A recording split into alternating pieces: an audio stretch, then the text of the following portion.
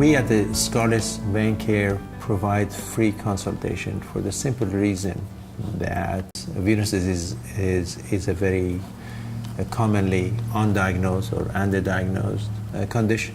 And the bottom line is I feel by providing them with a free consultation, it alleviates anxiety, allows them to come in and see us and ask their questions. Now, during that visit, it gives me an opportunity to make a diagnosis if indeed that is what's bothering them. So if they do not have venous disease, they can go and see some other physician who could help them.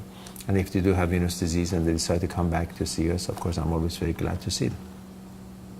After the free initial consultations, the patients come back to see us as a regular patient.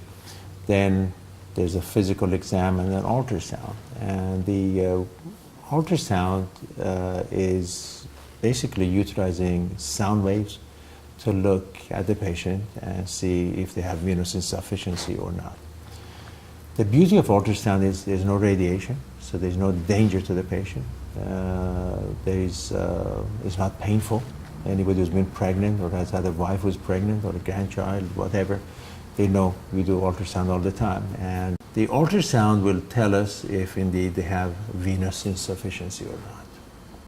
After ultrasound that's when the patient comes back for R&D. And R&D essentially stands for review and discuss. We review your results and discuss what are the treatment options, if any. Now, at the end of the R&D, the question the patient might have, okay, Dr. Cameron, what are my options? What are the normal options? Well, the patient's condition might be just cosmetic. Some people just have some spider veins and they want that treated. We find out that they need what we call a sclerotherapy, and I'm going to go into that later. Or they may require what we call laser ablation, where we use a laser to destroy the vein.